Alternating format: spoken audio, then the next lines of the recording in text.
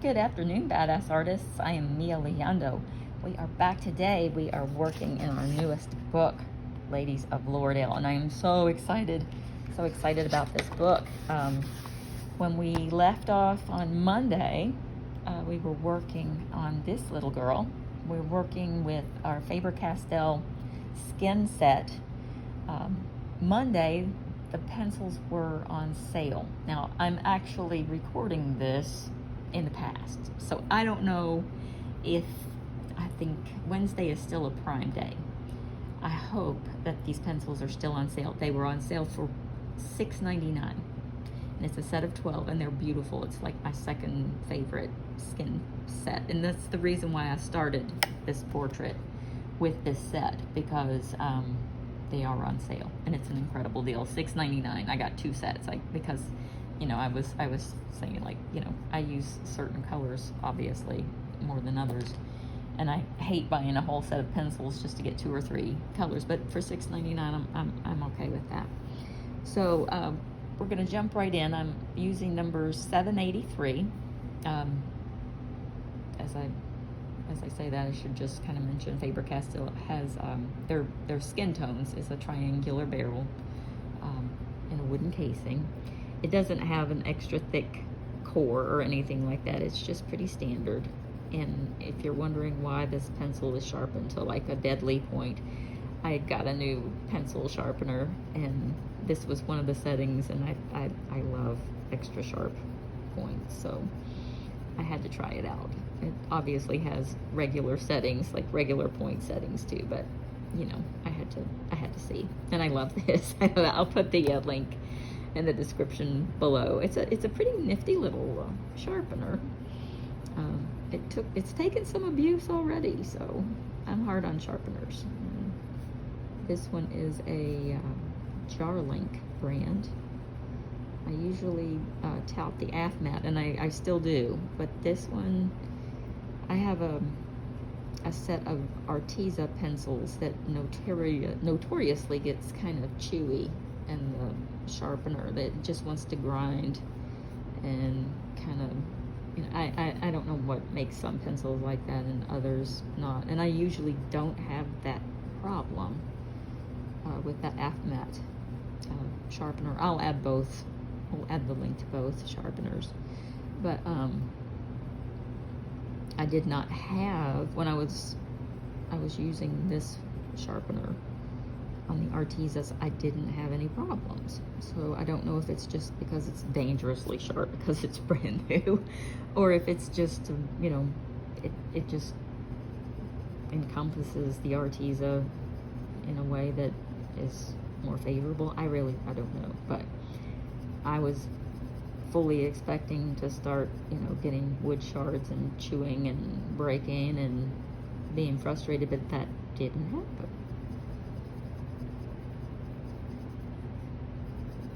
Now, I'm just kind of going around the shadowy parts of her face. I'm just adding a little contour.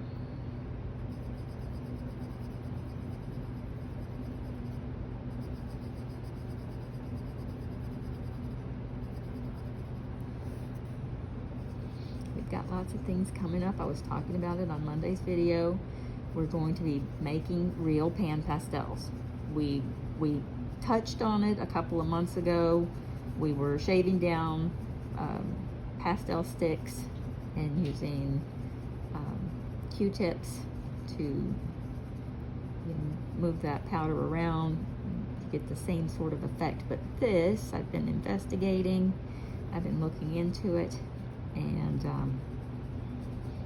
I think I have figured out, at least tentatively, we'll find out together, that if you mix the powder of your pastel sticks, if you grind them down, and I got a mortar and pestle, we're really going to grind this down, and then mix it to a certain pasty, you know, you're looking for a certain, you know, thickness when you're mixing it, with 70% rubbing alcohol, isopropyl alcohol, which you can find pretty much anywhere in pharmacy or grocery or something. It dries in a way when you pat it down and then press it. I got some little makeup containers from Amazon. I think there were 36 in the pack, and I got it for like $15. I think people make their own lip glosses or eyeshadows or whatever, so they put this stuff in here. But I picked them up. When you tap it down and you press it with something heavy, whatever that might be, and then you let it dry overnight, it really works in theory. But you guys can watch me and we will find out together if the recipe is real or not. And if it is, I spent, $15, like I said, on the containers. I think I spent $20 on the mortar pestle, but those are things that you don't ever have to buy again. Well, the containers, it should last you a long, long time. And you don't need a mortar pestle, anything that'll, crush it up. You can use the back of a spoon, anything that can add a little pressure. And the alcohol was $7, I think. It has to be 70%. 50% isn't quite strong enough. 90% is a little too much. Make sure it's 70%. And we're gonna try this and see, because in theory, $7 for alcohol and $11 for 36 different colors. You're paying about $50 for 5 colors as a rule. That's a huge savings. And you can mix your own colors. You can make your own shade of purple, your own shade, and we'll go over that too, how to mix your own colors. Color theory 101, we'll do it. So that, I'm really excited about that, and I'm hoping to start that sometime next week or the beginning of August. So if you guys would like to join me, I would love that, and we will find out together if this actually works. But before you guys make the investment, before you start, crushing up your pastels, let's do this. Let me do it and see how it works, and then you guys can make the decision if you want to give it a try.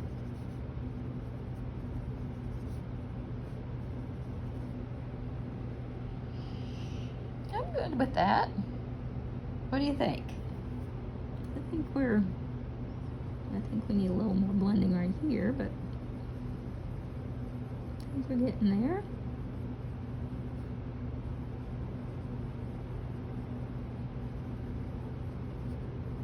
I just love this her little cheeks are so cute. I worked so hard on this book. This book, I have a lot of, I talked about it Monday. I put a lot of things in here for tutorials, for tutorial's sake. There are a lot of little crowns, so we'll be exploring metals, silver, gold, copper. There are a lot of gemstones where we're going to be learning about reflective surfaces, rubies, emeralds, pearls, the way the light hits them and how they'll shine. I did a lot of very expressive eyes, so we can, eyes are always fun. We can always do fun things with eyes. And different fabrics, whether it's, this kind of material or silks or velvets or what have you. A lot of different textures. There's a lot of different things in these books that, sometimes you just feel a little intimidated by it, and you don't need to. We're in charge. It's paper, it's pigment, and we will boss it around until we make it do exactly what we want it to do. It's just that simple. So, stay with me, and I will show you everything that I can to make your coloring adventure pleasurable and fun. Because why have a hobby if it's, it's not fun? It should be a joyful learning experience, and if I can help you guys with that, then that will make me very happy. Now I am going to grab another one of my favorites. This is a newer set because it's not down to the nub already. Number 787. And we're going to add some little blush in here for her cheeks. She's got such cute little cheeks. We're going to make them nice and rosy.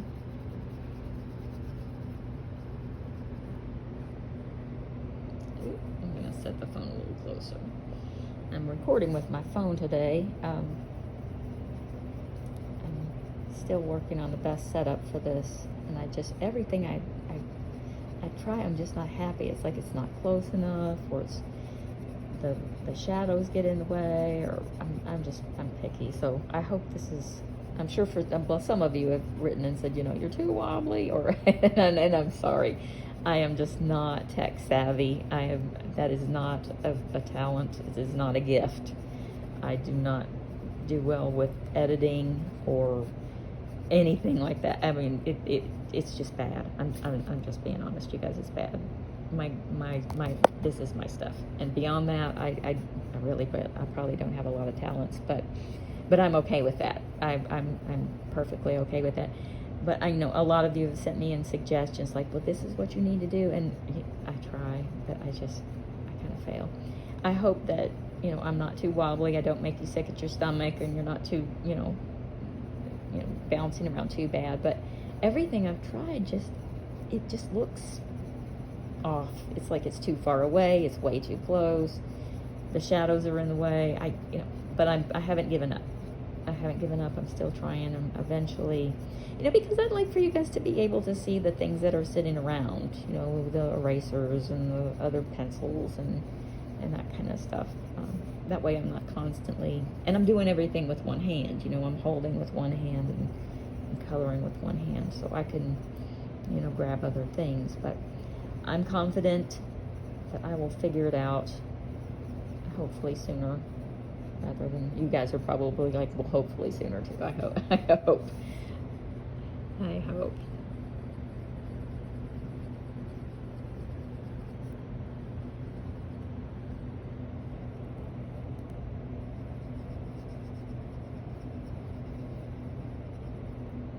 And I'm bringing this down a little farther because her cheeks are kind of like little baby cheeks. And we've talked about where blush goes, on some of your more mature portraits. You always want to put the color where the sun would strike you. If you were out in the sun, where would you get a sunburn if you'd been out and about? And usually it's along the bridge of the nose and across the cheeks, and just maybe like the anything that's coming out where the sun will strike it and leave a burn. That's where the blush goes as a rule. But with little ones, with babies or children or anything like that, or any sort of person who has extra weight and they're sort of jowly, the blush always kind of comes a little deeper in. They have like a flushed look to the cheek, and the color tends to go farther down. And so if you're after a more sweet photo, or if you're after, like more sweet fairy tale kind of vibe, or if you're just doing like a real life portrait, if you're doing a portrait of your child or your grandchild or something like that, you'll want the blush to come farther down. That's where the color goes. And on something like this, I could have done it across the top, but I think she's just cute, and she looks like a little, 3 or 4, maybe 5-year-old princess. I don't know, maybe not with her big earrings or her cheeks looks young. So that's how we're going with it. That's where we're going. Innocence, that's what I'm looking for. She has an innocent look.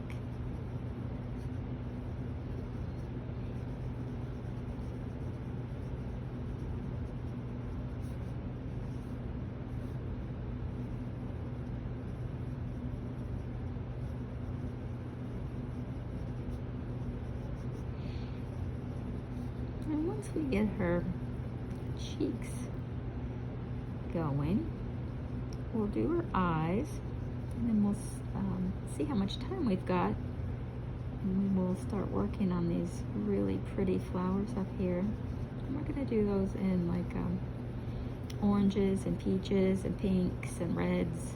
We're gonna make all of them like a bit of a different shade, and that's kind of what I had in my mind.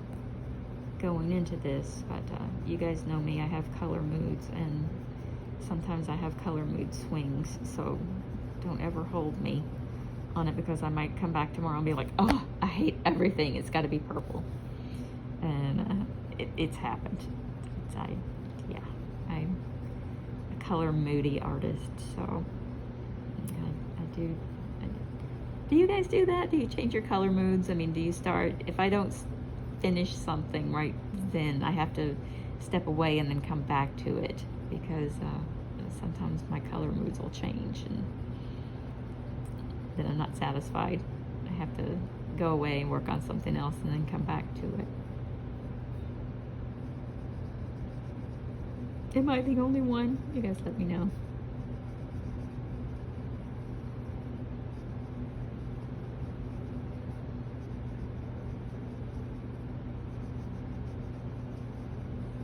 Also, a few of you have joined my Facebook art group. I'm so excited about that. I'm seeing your colorings, and that is so exciting for me to see the work that you guys have done. It's beautiful. If you do decide to check out the Facebook group and you join, make sure when you're answering the questions, let me know that you found me on YouTube, and it's so helpful to know, and I love that. So welcome to anyone that does want to come over. The group is it's a learning group, and everyone there is incredibly kind and always willing to help answer questions and lend a helping hand, or it's a very cool place.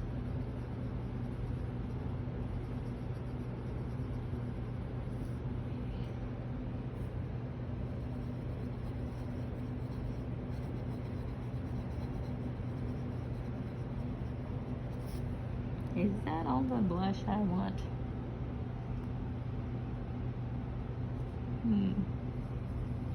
Well, we know I'll probably come back with some more, but I think for the moment, I'm gonna kind of leave her like this.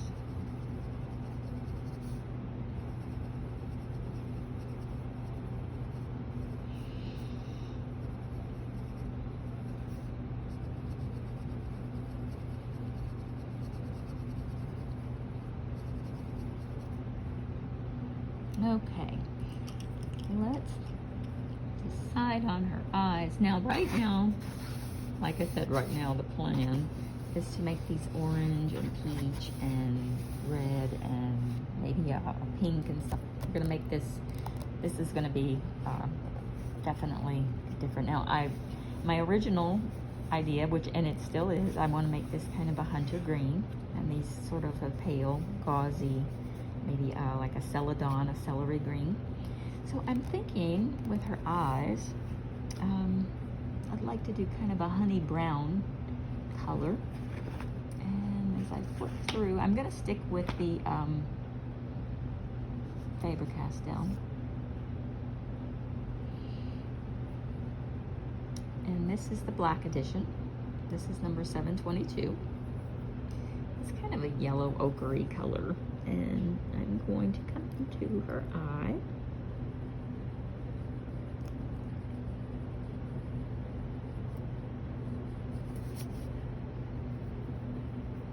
And I'm not going to do the entire iris. I'm just sort of doing like the outer area here. And I'm just going to make some little dashes from the outside up, because I definitely want this outer area to be darker.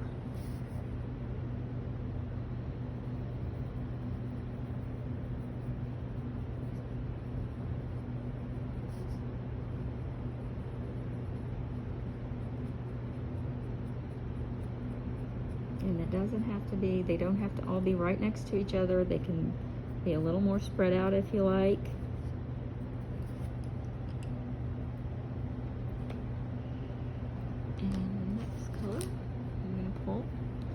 It's number 746, and it's kind of a a grayish brown. I'm gonna come in here, add this to the outside, going in, and I'm just doing this with little flicks. They're just little flicks, like an eyelash, but going in the other direction. And they're just kind of random. You don't want a wall of them, you just kind of want them here and there. And no matter what brand of pencil you're using, you know, just, it doesn't even have to be this color. You can do this in green or blue or whatever. Just, you know, just choose some different shades, basically. And they don't all have to be in the same color family. You can do blue with green, because eyes are not all the same color. Everybody has so many different colors in their eyes. It doesn't matter if they're, you know, it doesn't matter. Eyes are so much fun to do because it's, you know, the possibilities with eyes are endless. And I'm gonna like make this little section extra like kind of dark, because, you know, you see people with eyes that are, you know, they have little dots and spots and odd places in them, and that's what makes it, you know, interesting. At least I think so. Now I'm hunting. I'm going to go back up here to the, oh, hang on. Here we are. I wanted a darker, like a darker brown. Oh, this is, the Echo Soft. It's still the black edition, but it's like the set of 100.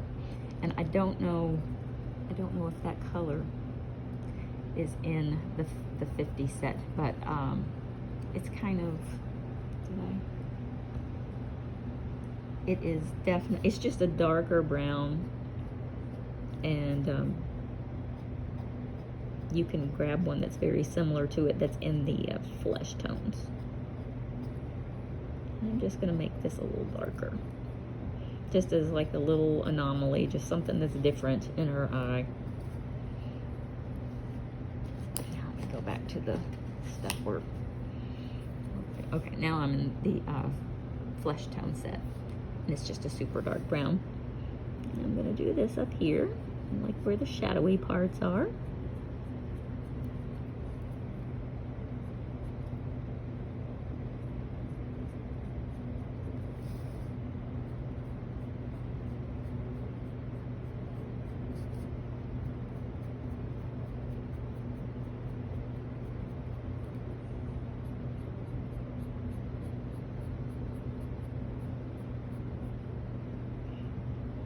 I'm going to make random from here out and just more out. These are really spread out farther apart, these darker little splashes. Still darken that up. It's a stubborn little spot on that paper. It's almost like it's got a little film on it, just right there. I probably maybe had some lotion on my hand or something. Okay, now I'm going to grab, and I know you guys are going to be like, what? But this is like a goldenrod color, number 714. Or no, let me put this back. This is in the Echo Soft there, and I've got the same color in the regular set. I've just got them all stuck in here together, and when I pull them out, I'm like, oh wait, that's the wrong set. Here we go. It's very similar. 726. This is in the black edition in the 50 set. So I'm going to just kind of come in here and fill this in. Not solid, just, you know, kind of push that color around. Now you can use this many colors. You don't have to use this many colors. I just get excited when I'm working on eyes, because it's like the more you do, the more little details you add, the more realistic they become.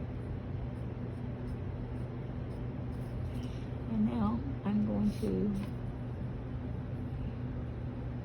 grab this green color, 744. I'm just gonna put little spots here and there.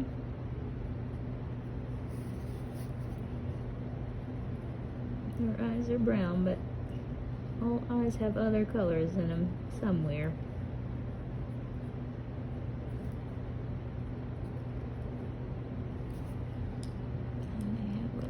strange little spots.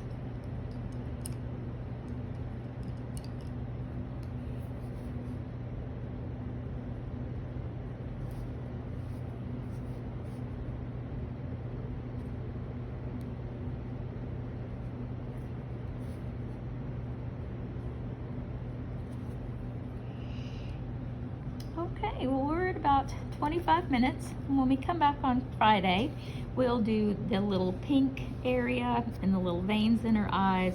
We'll add some little details up here. I do this when the temple of the face is showing. It's just some little shadows, like little veins, because it does add realism to it. I do it on most of my portraits. I don't think, maybe I haven't done it for the last couple, but I'm going to show you how that works. And we're going to work on these roses, and if we have enough time, we'll finish the dress too. But I hope that you guys have enjoyed this. I appreciate you joining me, and I will see you on Friday.